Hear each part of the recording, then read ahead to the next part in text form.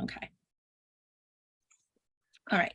So first of all, I want to thank everybody that is coming. I'm sure we'll have a couple more people come in. And then, of course, we know everybody's schedule this time of year is crazy. So all these little town halls that we'll be doing, we're going to record them so that everybody in the circuit has access to them. But the advantage of you coming live is you will definitely get your questions out there, anything that you wanted to know. So I'd like to welcome to our meeting David Walsh. He is the director, I believe is your title, for ClickNclear, and he's going to share with us the presentation he did for WGI and WGICon about music licensing, and then particularly how to utilize that wonderful site that they've put together for all kinds of groups, including color guards. So David, if you're comfortable, go ahead and take it away. Absolutely. Thank you very much. And thanks very much for giving me the opportunity to talk to you all. I do really appreciate it. I'm just going to share my screen now. So let me know when you can see it and I'll get cracking. Yeah, I think we're good. Cool. All right. So not being one to change a winning formula, the presentation I actually did that Michelle was referring to was with Chantal, who's the founder of ClickNclear. So that's not me. Obviously, I'm there on the right.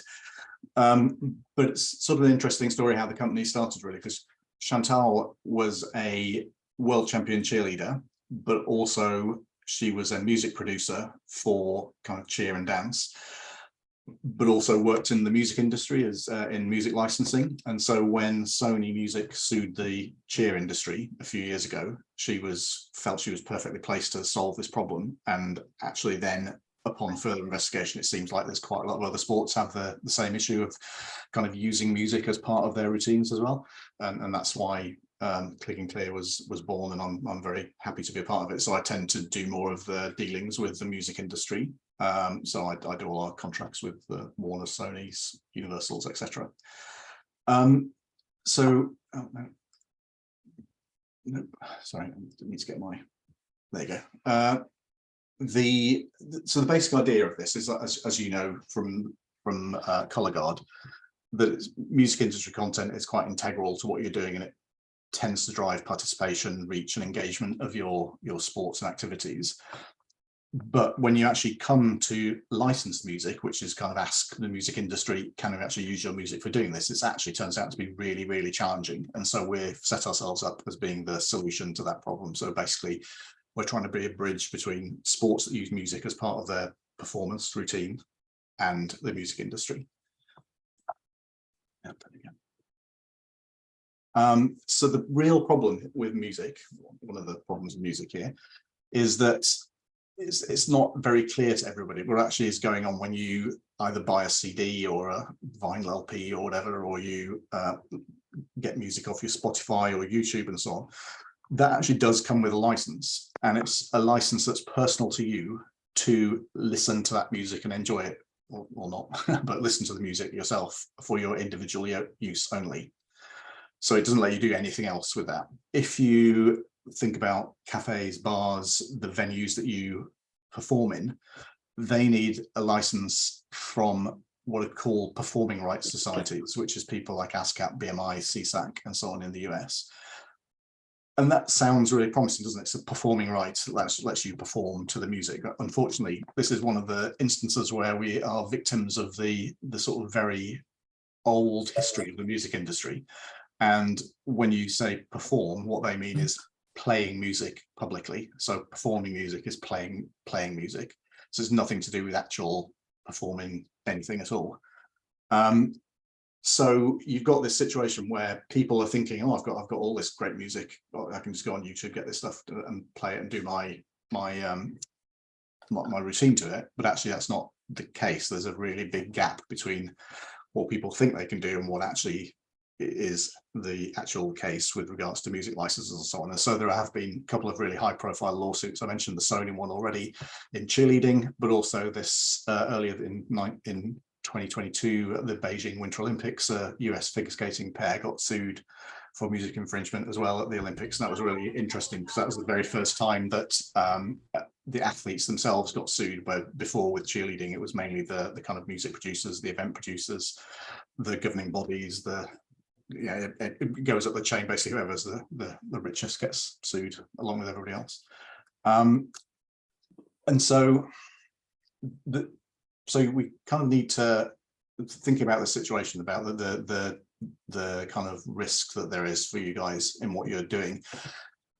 And I just want to take another step back and sort of preface this by saying that we are here to help. That's our sole intent, is to try and help everyone here. And so we're not in any way trying to threaten anybody with lawsuits or anything, but we, as part of describing the risks that you're taking with music copyright infringement, then it's only part, it's just part of the conversation that we have to have, of course. So why would you want to license music properly? Well, first of all, as you say, it's the law. So that's the scary bit. Legal action can be taken if you or your business infringe on copyright. And obviously people like WGI are motivated to do this because it's all very well kind of one school or ensemble or whatever infringing, but they're the ones responsible for all that. And so as the guys at the top of the heap, they really need to kind of understand the exposure that there is to this and try and find a solution to it. There is also a positive spin on this as well, of course. It's not just not being sued. It's basically actually that we live in an online world today, and as colour guard and other sports use music, they need other rights to that music to be able to exploit them online, and obviously they can't get those if they're based on an infringing situation in the first place. So it's far better if competitions and events are used fully licensed music. Then it's really easy through us and potentially the PROs that I mentioned before. You can get live streaming rights, and also we offer video on demand rights if you want to build up a video on demand catch-up service, either non-commercially or even commercially. We do a lot of work with Flow Sports, for example, doing licensing for them. And then sort of last but I guess not least, it also supports the poor music creators who haven't got two nickels to rub together. We've, just as a preface to the whole presentation that's going to follow from this, we put together a short video which I think it kind of gives you a short overview. So I'm just going to give you a rest from my voice for 2 or 3 minutes and just play this video now, so bear with me. We often hear that music copyright is complicated, but when you get down to it, it's actually really simple. It's simply a law that says 2 things. Firstly, if you create something, then you own it. And secondly, as the owner, you can decide what happens to it. So, if anyone wants to use your work, they need your permission, a license, which is a type of legal agreement outlining the terms and conditions of the license if both parties wish to proceed. If you or your music producer is not paying for a license to use music in your mix, then your mix is illegal, and competition organizers are unable to license the online rights, including live streaming and sync, that they need to get your routines online with the music. But there is now an easy way for teams and competition organizers to license music for sports mixes. First, let's briefly explain music rights. There are 2 main sides of ownership in music that need to be cleared whenever you wish to use music. These include the master rights, which cover the recording from the artist, and the publishing rights, which cover the music and lyrics, often written by multiple songwriters. Each recording artist and songwriter require individual permission, and these rights are typically represented by various record labels and music publishers. Confirming the ownership information for music is challenging, as it is often incorrect or missing, and when you do eventually find them, the conditions of the license can end up being expensive, complicated, and time-consuming. In the case of sports that use music in their routines, you need a license for each song from both the owner of the recording, usually the record label, and each one of the music publishers who represent a share of the songwriting, to cover the right to edit and adapt the music, put the music to a choreographed routine, create a new copy of your mix for competition and training purposes, and if you wish to make your routine video available on your website, you'll need a sync license. Gym owners who play music in their training venue and competition organizers who run either physical or online events where music is played will need a so-called performing rights license, which means they are allowed to play music in a public space, online, or in a venue. This is licensed directly from the collecting society in your local country. Competition organizers may also wish to live stream their competition or make routine videos available on a video on demand service, which each require additional licenses. These rights cannot be licensed unless each mix has been licensed for the adaptation and choreography rights for each track in their mix. ClickNclear has the backing of the music industry to hide all of this complexity away and has created a one-stop online marketplace where you can easily license great music by the original artist to use in your sports mix, meaning you don't have to deal with the inner workings of the music industry, which can quickly get complicated and expensive. We've already done deals with both record labels and music publishers to clear the specialist set of rights sports need for the use of music, from teams in their mix to competition organizers and federations for online and video on-demand use. Music is now available to browse through and license instantly, so you can focus on your sport. Visit ClickNclear.com so you can start using music you love in your sports mix.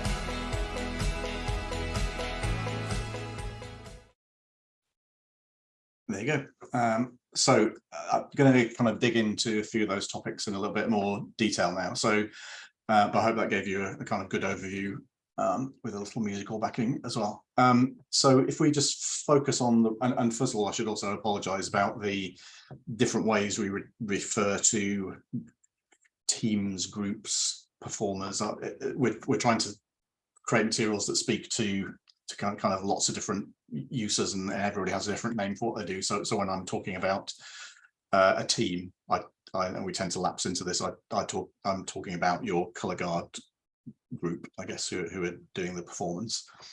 And when I talk about a mix, I've probably got the similar terminology, but we're talking about the one or more songs that are put together into that's the music that you perform your routine to. So if focusing down on the basics here, the people who need to make the music mix can actually either be someone in your group or your team, or it can be an external music producer that you get to do that for you. Whoever does it, doesn't matter. Our licenses cover that. You just say who's going to do it, and it doesn't matter. But let you edit and adapt an existing song. So this includes combining the adapted song into a mix if you want to put extra voiceovers, sound effects, beats. As I mentioned before, this came out of cheerleading, so we're catering to a fairly extreme form of adaptation of the music for this form. So that's all fine. You can do all that with our license. Once you've got your mix, obviously then you need to, as you know, set choreography to the mix. You need to make, in the case of cheerleading, up to 35, but multiple copies for people's training and preparation. And then you need the rights to actually perform that routine with the mix in public, which is separate from the performing right license that the venue needs. So that's kind of the rights that are needed by the group doing the routine. Naturally, you'll want to think about putting your routines online on Facebook or YouTube or whatever. And actually, the majority of our rights holders are happy for you to do that because the licenses that we grant are non-commercial. So it's all just for you to do, sort of talking about your activity.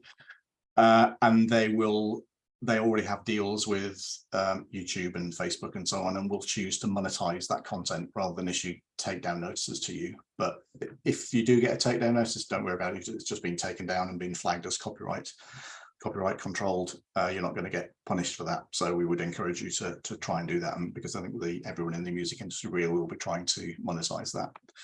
Then what was mentioned in the video is if you really want to kind of promote your group on your website by doing a flashy trailer with includes music from your routine or other music, actually, you'll need a license to that music, which is called a sync license, which is synchronizing the audio and the visual components together. And we actually also offer those licenses at ClickNclear as well, if you want to do that.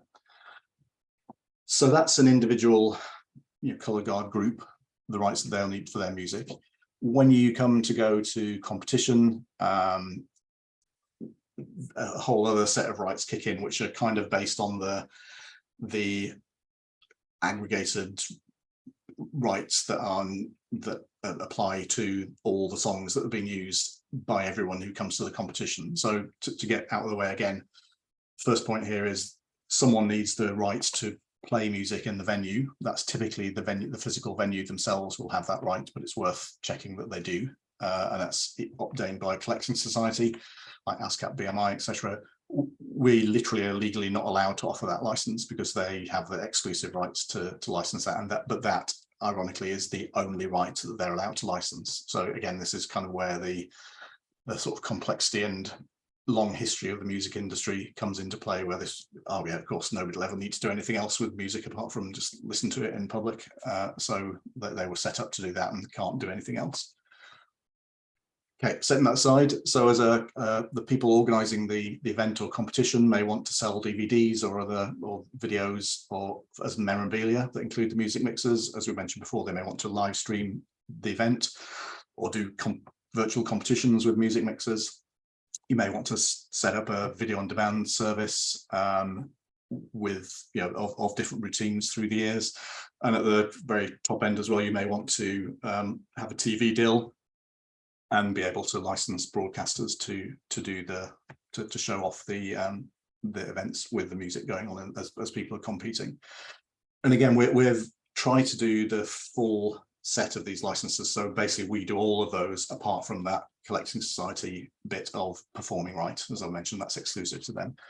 But beyond that, we try to offer as full a solution as possible to everybody in a particular sport. So again, just to reinforce, part of the reason this is so complicated is that there are really two sides to music rights. If you think about a recording that you're listening to of a song, you're listening to the specific recording artist performing that song, but the song has also been created by songwriters, the lyrics, melodies, etc. They will typically license their rights. The recording artists will go through record labels. Songwriters will go through music publishers, and master rights are fairly uncomplicated. They tend to be owned by one record label and that's it.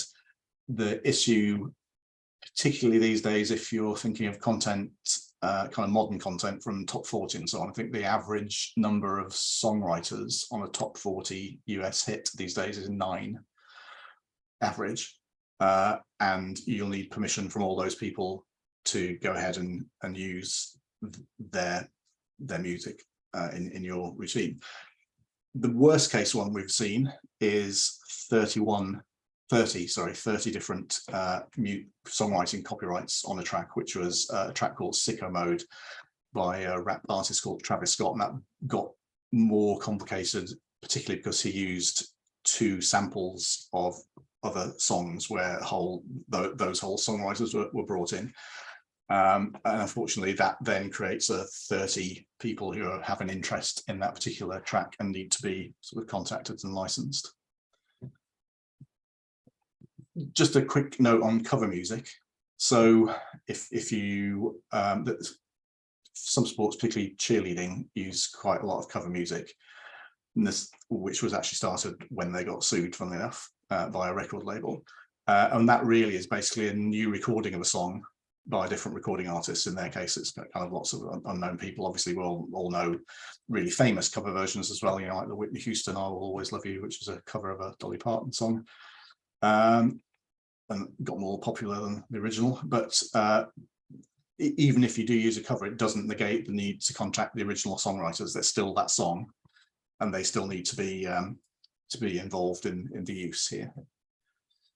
So traditionally, how do you have to go about licensing music? Well, first of all, is a quite high hurdle, which is actually find out who owns all the rights, because unfortunately the music industry don't make that information public. There's no worldwide copyright database, so you have to get Googling and so on. Next, you then have to contact them all.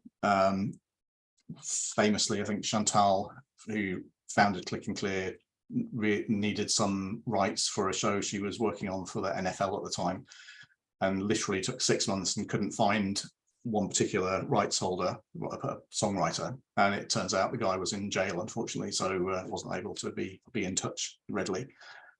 So it can be literally as practical as that. How do you get in touch with these people? Can you get them to call you back? Can you get them to email you back?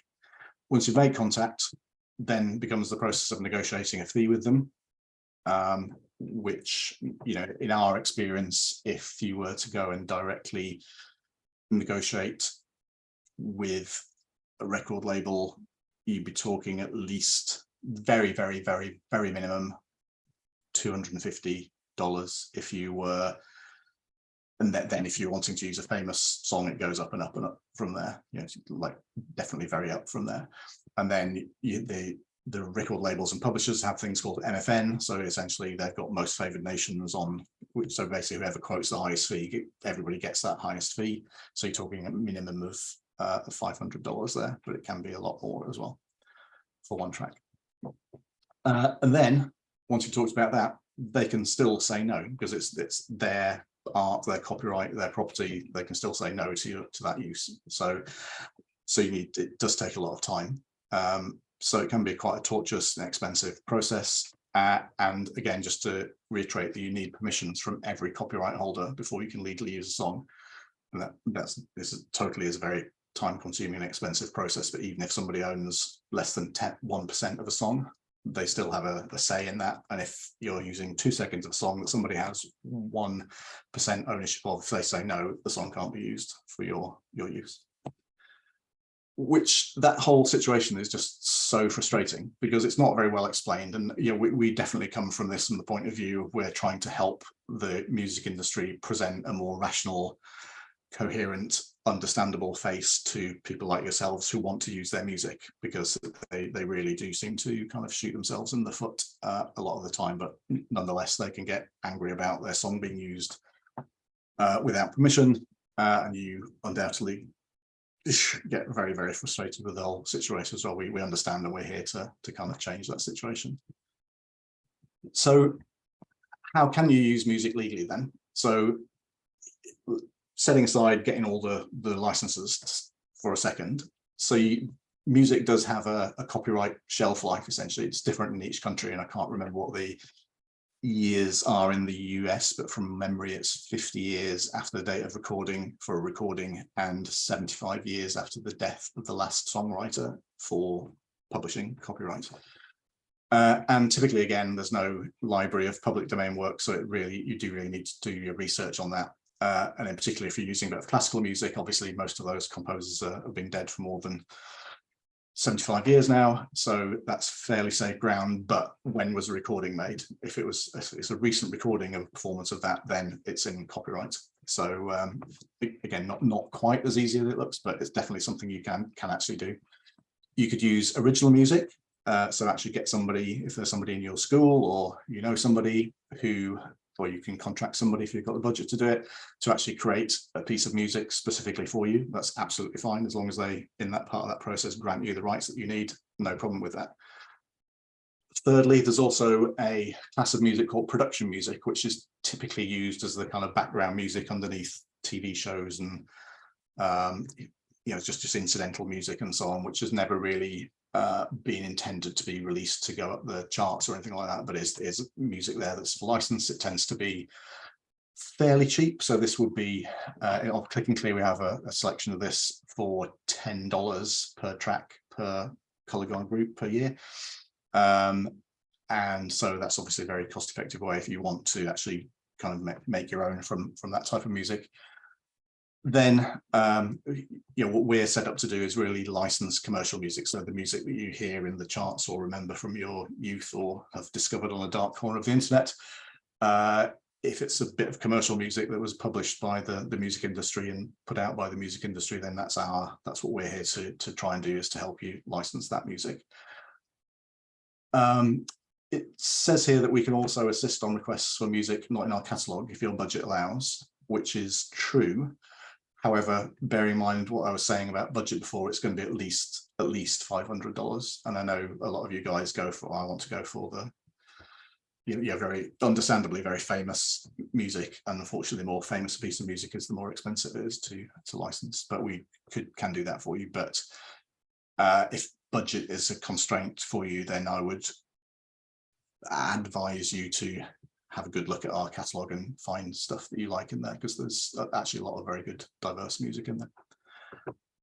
Which, jumping the gun, this is what we're all about. So as I was just saying, basically we do deals with the music industry of the type that you would need to do yourself, but we do them once off on behalf of everybody in colour guard, in gymnastics, in cheerleading, all these different sports that use music as part of their routines. We gather those rights together and offer them in one single simple license, hence the word, the name of the company is ClickNclear, as in you click a mouse and you can clear the music for your use.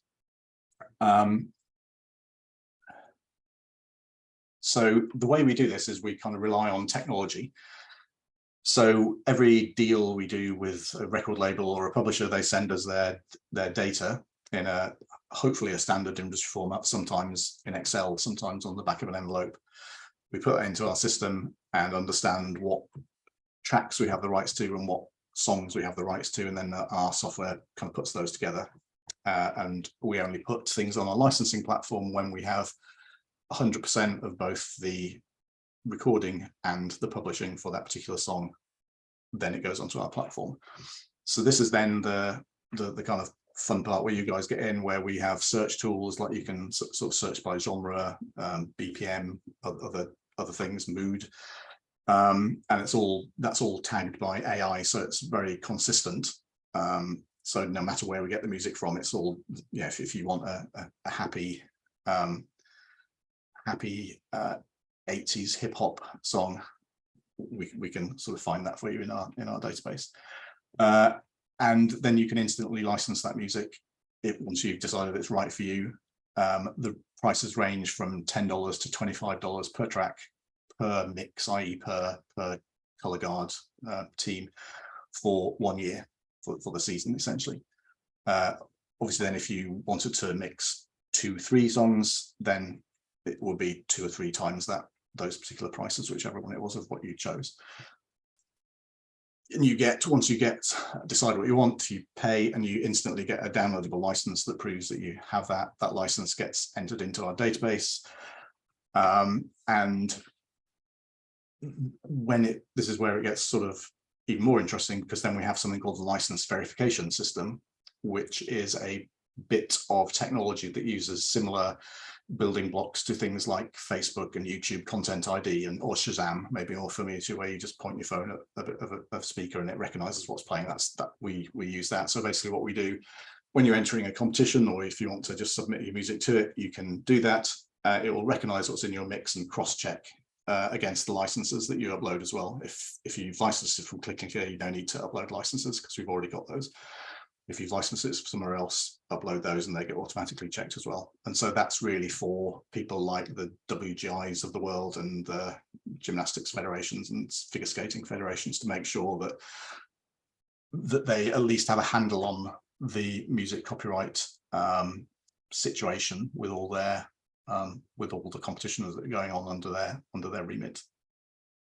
Excuse me.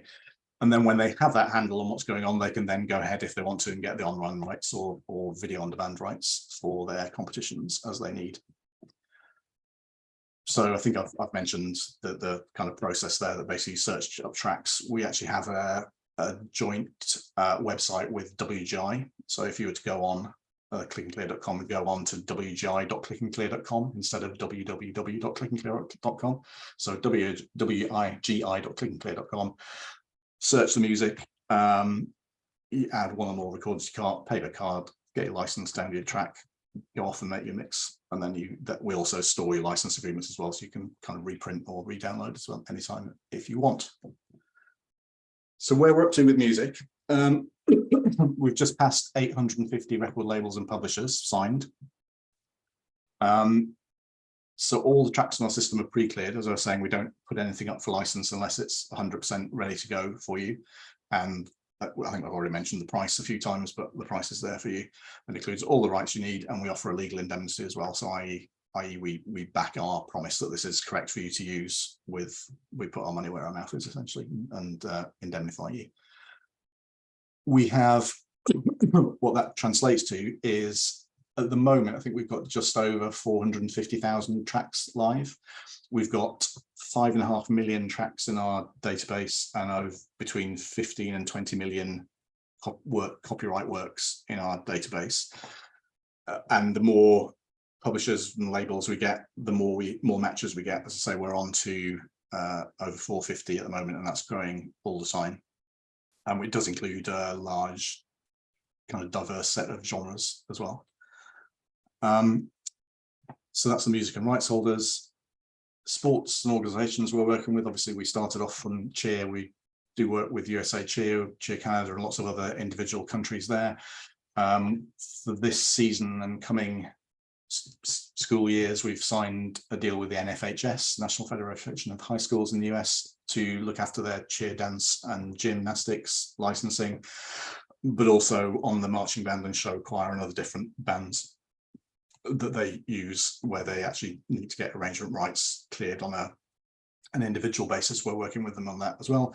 I've mentioned WGI on colour guard stuff, and their own on their wind and percussion as well. Dance is a really interesting topic because there's so many different genres of dance. It's like many different federations to talk to. But we are in conversation with the breaking people, because break dancing is being accepted as a sport at the 2024 Paris Olympics, and so we're making sure they can put their best foot forward with really high profile tracks there. Talking to FIG, the International Gymnastics Federation, we've just completed a trial of our LVS license verification system there at their recent World Championships, which were held at the end of October, early November, which was really successful, and going to see them in a week or two in Lausanne in Switzerland to thrash out a worldwide deal with them. Obviously, I mentioned, I think very early in the presentation, that US figure skating had been sued as part of the athletes that were being sued. So obviously we've done a lot of talking to them, very close to working with them and the Professional Skaters Association, as well as their international body, the ISU. We work with the International Jump Rope Union, and basically lots of other sporting organizations, and also video broadcasters, people like Flow Sports, Box 5, Vidzing, and some fitness people as well. We're starting to work with those guys as well, because they've got basically the same issue as you do about using music to choreograph routines. So that gives you an overview of what we do, and I hope why we do it. Just to summarize it, the whole point of what we're trying to do is to help you, is not punish you or sort of rat on you to the music industry. We're here just to basically fix defects in what the music industry does and make it easy for you to use music properly. We offer a big growing catalogue of very diverse music. We've actually recently changed the way we do our website, so we can actually, because I know you guys in Colour Guard don't like, would probably choose not to use pop hits. You maybe use sort of famous ones from back in the day, or different types of soundtracks or whatever you may want. We have all that stuff, and we've tried to surface that a bit more to you on the wgi.clicknclear.com website. Every track license that we have has got all the rights that you need, from editing, adapting, choreographing, performing the choreography, and making copies of the mix. You get an instant license, download track, and it enters our LVS system, which helps people who are running competitions to get further music licenses. And we really try to keep this, it's been a tough old ask, but we're trying to keep this at reasonable prices, purely because of the potential, we know people are on a budget, and there's a lot of music that in colour guard, in gymnastics, in cheerleading, that gets used. So we've been trying to keep it reasonable for everybody at the level that you see there, between $10 and $25 a track, depending on what the track is. So that is the end of my my kind of set presentation. I hope it was useful, but very, very happy and interested to answer any questions that may come up. I'll stop sharing my screen actually, so I can see you all.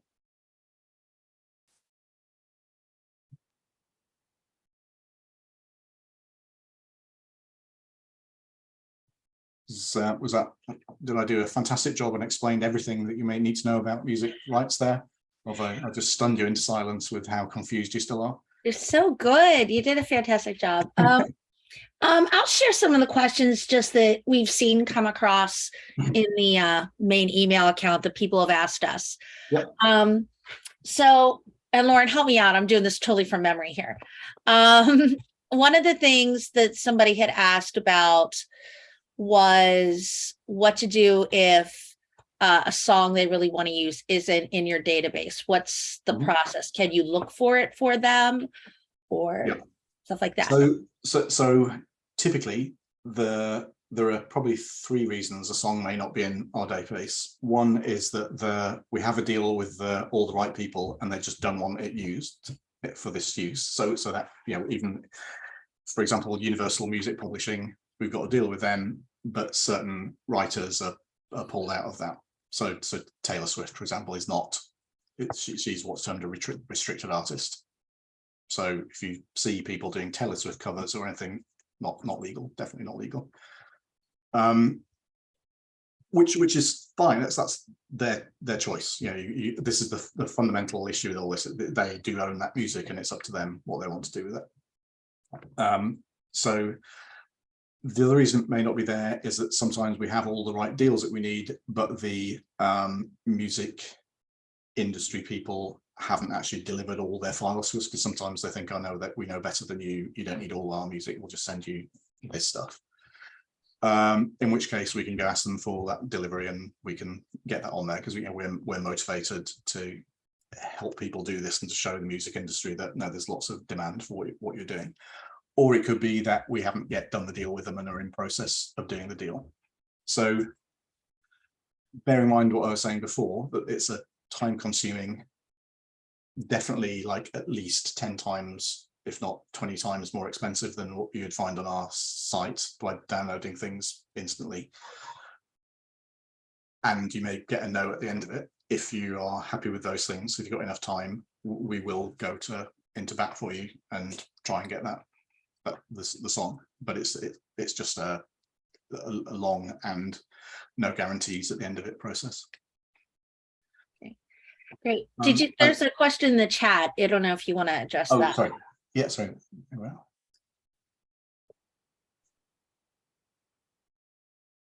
so ASCAP is a whole different kettle of fish. So the ASCAP is the performing rights, what we call a collecting society or performing rights organization.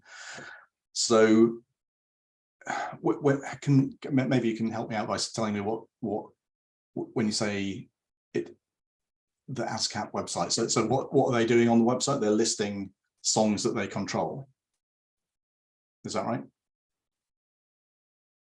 Let's assume that's what's happening. So I think what's happening is all they're doing is listing songs that they have the rights to issue performing right licenses for. So they can say to people, oh, you want to play Taylor Swift? Sure, of course, we've got that, no worries. So, but that doesn't include the editing adaptation rights, the choreography rights, and all the other stuff that you would need to actually do a sport to it. So Dylan, I can see you've got your hand up there. Yeah, thanks. So just a quick question. So for and maybe this is a question for you, David, or a question for Michelle or Lauren, but the music choice that we have, it's not on your site, but we do have permission from the artist to use it. So I'm just curious on to what the next steps are for me as the director to ensure that we get the proper paperwork or what have you to ensure that we're. This comes down to yeah, that's a great question. So if you do have permission, so for example, somebody's done it for me, or you know the artist and they've said absolutely yeah, go for it. So typically, speaking from our license verification system point of view, so excuse me, I'm due a call with Bart at WGI to see if WGI are going to implement the LVS this year at their conferences. NFHS are talking with gymnastics people about doing it, etc. So it's definitely going to be a coming thing. But what you do there, as you enter your competition or event, you would upload your music mix and you would upload the license agreement, and our tech would identify the music that's being used in the track and identify the music what the license says about that music, and just match the two together. So as long as you can show that you have the rights that you need, there's no problem. And again, we're not, just to make really clear, we're not trying to we're trying to allow for any form of legally licensed music. So that's our thing. We just think that our catalog is the biggest, it is the biggest repository of this type of thing in the world, and it's going to get bigger and bigger and bigger. But we're very happy to support any other type of license, like out of copyright, bespoke music, or anything like that. We will, so there'll be no sort of tilting of the playing field in that respect. We'd be delighted to see that happen. Okay, so just to make sure I understand, Yeah. so for my specific situation, we would just need a license agreement from, signed by the artist. Exactly. Letting us Just know saying, that we're good to do we're it. happy for these guys to use it for their color guard routine. They'll be perhaps doing a bit of editing. They'll be putting the choreography to it. All is good. Gotcha. Okay, perfect. Thank you. On that note, do you have like a sample, like bullet points of what that license should include, like permission to choreograph, permission to master use, all that good stuff? I do. I can provide that after the call through Michelle. And we definitely have that. Yeah, we provided that to several other people. Yeah, that'd be really great, because then you can just give that to the artist and say, sign this. exactly. Yeah, they'll go, I'm not signing it, but yeah, you can do. Yeah, that'd be great. And actually, if you get people, sorry to cut across you, Michelle, if you get someone like a music producer to create you what's an ostensibly bespoke mix, which happens a lot in cheerleading, and actually all those music producers do is go get the production music I was talking about for $10 a track, carve it up into something that nobody's heard before, and then say that'll be $5,000, please. But we also have a contract for those guys as well, with things for you to watch out for as well if you wanted to do that. So again, I can send that as well if you're in the situation. Yeah, that would be helpful. And just so everybody knows, and Lauren, correct me if I'm wrong, what we're still doing this year is what we did last year, where you, through all the things you upload to Competition Suite for your group, you would upload your a PDF or whatever of your licenses. I believe there was a data entry for that on Comp Suite. If there's for last year, we haven't made any of those for 2023 yet, but they will be coming. So if you do have like a sync license, we did ask you to upload that last year. So we'll make sure we have a section there where it's really clear. You can upload your licensing here, so that if there's any question, we've got that. Right now, our official policy is that it is incumbent upon each unit to make sure that they have the proper licensing. And at least for 2023, we are not collecting those licenses like mandatorily, like we're not making each person submit them, but it's on you. We're requiring each of you to make sure you have what you need. And we've got the blanket license from ASCAP and BMI for the performances for the circuit.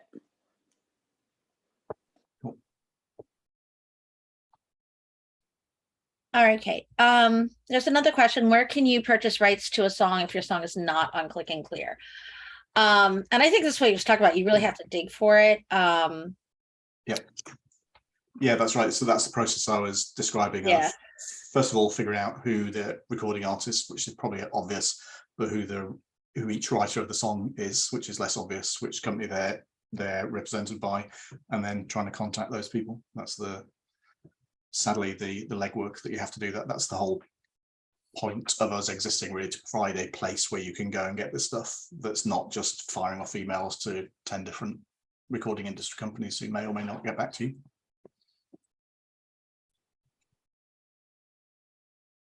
Can I ask a question? Do you guys mind? Go for it. If I sound stupid, I do apologize. But so the song we're trying to, like, as we were talking, we went on to the ClickNclear to try to find our song on the ClickNclear, and the artist we're using is all over it. She's all over that, but the particular album that it comes off of, or soundtrack, and the song, that's not listed on there. But okay, when we did look on the ASCAP website, it was on that website. So are you saying from like Maine being cleared, us being able to play that song when we perform at a Maine show, would that make us all right there, or that's well, my question? I think as I understand what you're describing, which may not be correct, if not, apologies, but ASCAP is a collecting society, so it's basically looks after songwriters and or recording artists' rights. If it's on their website, they're saying, yeah, we own that, but as a legal entity, they are not allowed to grant anything other than a performing rights license to it, so to a venue. So immediately you ask them the question, they go, I don't know, you want to choreograph and adapt that, right? I need to go talk to the publishers of it. And then you just get, at least they may put you in touch with those people, but you're into the same individual negotiations. Will they get back to you? How much is it going to cost? How long is it going to take? Will they say yes? Questions. And Woody, I Did think that help? The confusion might come from something that we all learned very recently within the last, 3 months, 2 months. I don't think any of us were really aware that we needed a license just to choreograph to a song. We were always under the impression that we just needed the license to perform the music. So that was something new that we've learned since WGI. Yeah, understood. I mean, it's again, it's one of these things it is a very complicated area. Unfortunately, I think what you guys do, it is definitely leading towards the line of needing a choreography rights license, because you're essentially dramatically interpreting the song to a probably greater degree. Whereas if you're a fitness studio, then you're not really, it can be argued there's not much choreography except for things like Zumba and all that sort of stuff, but there are other rights in play that they're using there anyway. But the issue with all this is that all the writers have got it written into their contracts with music publishers that if anybody wants to adapt or rearrange their music or dramatically reinterpret, for example, by putting choreography to it, then they have to be consulted individually on each case-by-case basis. So what we're doing is going around convincing these publishers that actually this type of use is fine. You don't need every individual thing, because literally there are probably 1 billion music licenses a year needed throughout all sports that use music and activities that use music as part of their routines. And there just isn't, nobody has the time to do that in any sort of reasonable cost. And so that's why, I think we've been able to get a lot of traction with our approach for that, because we say, no, for that particular defined use case, it's okay for us to say, yeah, you can do that, you can do that, you can do that, without needing to understand each time what people are going to be doing with it and exactly how it's going to be changed and things, which is what the people who do the winds and percussions have to go through at the moment. That's their licenses are a lot more expensive because of that. And David, just because something is not on your website right now, you know what I mean? Because this artist, she's not very popular. Like, I mean, it's who is it? Just out of interest. What's that? Who is it? Just out of interest. What is it? Who is the artist?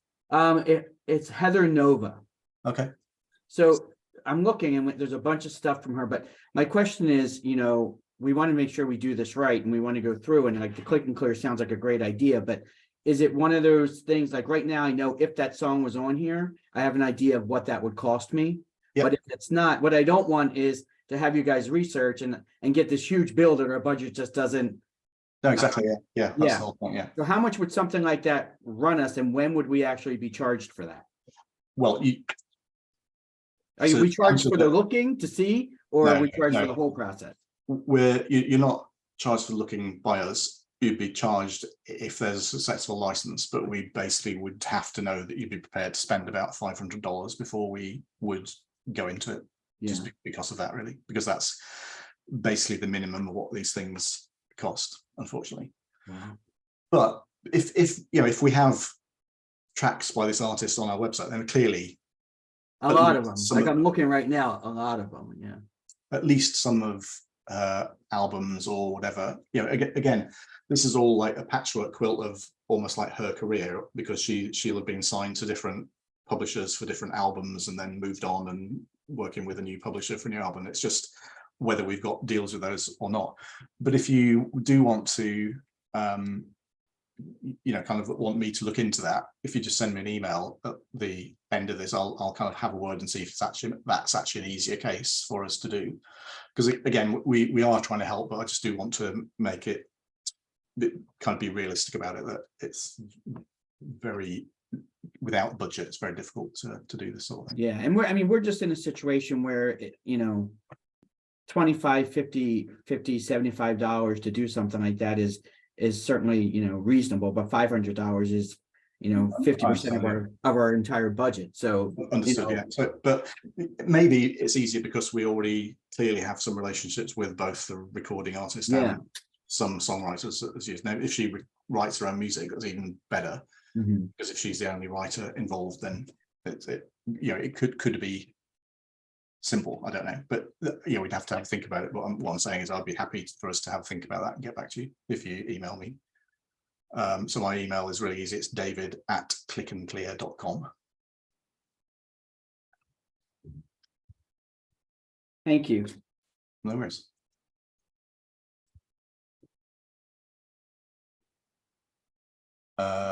There is another question in the chat that says, do you need a sync license to record your own performance at a show? If we were just using for our own purposes, like cleaning social media. Yeah, so the answer to that question is no, you don't need a sync license. If you're just using it for your own purposes, or you know, social media stuff on a platform like YouTube or Facebook that's being licensed by the music industry, you're fine. As I was saying, our advice is to just go for it. Nobody will punish you for doing it. The worst that will happen is it gets blocked, and so your content will play without sound. But very, very, very likely is that if it becomes a successful video on the platform, somebody will put an advert in front of it and make money off it that way.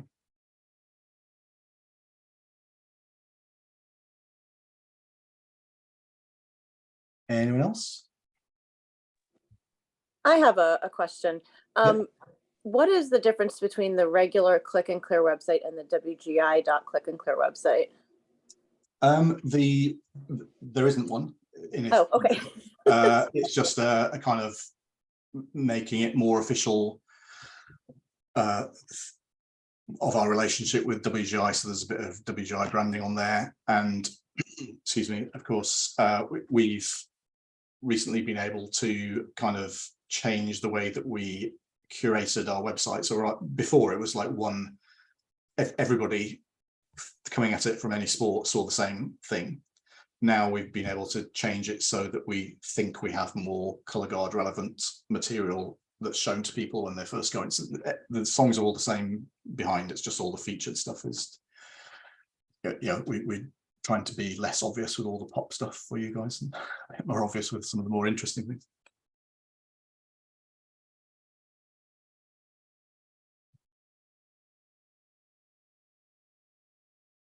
Anyone else? No? Well, if we're done, as I say, please go away with one thing, which is that we're here to help. And if you have any more questions that come up, don't hesitate to get in contact with me. We'd be delighted to answer, because we know it's a really complicated business at the best of times, this, and we're trying to make it simple.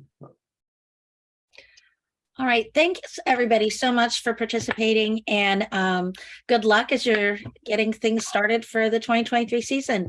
We'll stick around a minute or two if you have any other questions. Otherwise, have a great rest of your weekend. Bye. Bye. Thanks, everybody. Cheers, guys. I'm gonna go ahead and stop recording. Oh, no, that's